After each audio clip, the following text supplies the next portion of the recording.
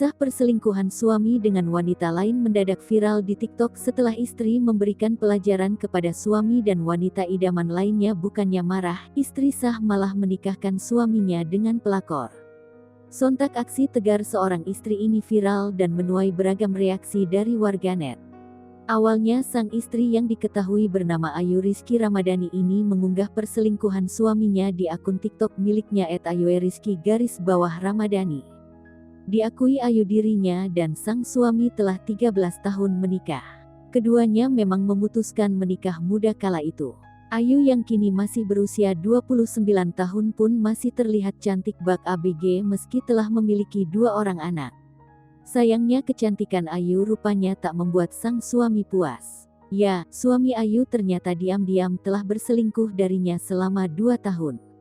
Ayu yang mengetahui perselingkuhan sang suami pun awalnya merasa hancur. Namun Ayu tak mau gegabah dalam mengambil. Alih-alih mengamuk seperti istri yang diselingkuhi pada umumnya, Ayu ternyata memilih untuk memakai cara elegan menghukum sang suaminya. Siapa sangka Ayu ternyata memilih untuk menikahkan sang suami dengan wanita yang menjadi selingkuhan suaminya selama ini.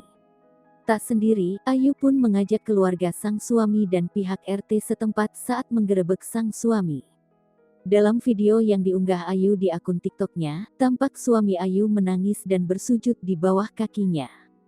Ia berulang kali meminta maaf agar tidak dinikahkan dengan sang selingkuhan. Tak hanya sang suami, wanita yang diduga sebagai selingkuhan ini juga ikut bersujud di bawah kaki sang istri sah. Ayu menuliskan bahwa sang suami dan selingkuhan menangis memohon maaf padanya agar tidak dinikahkan.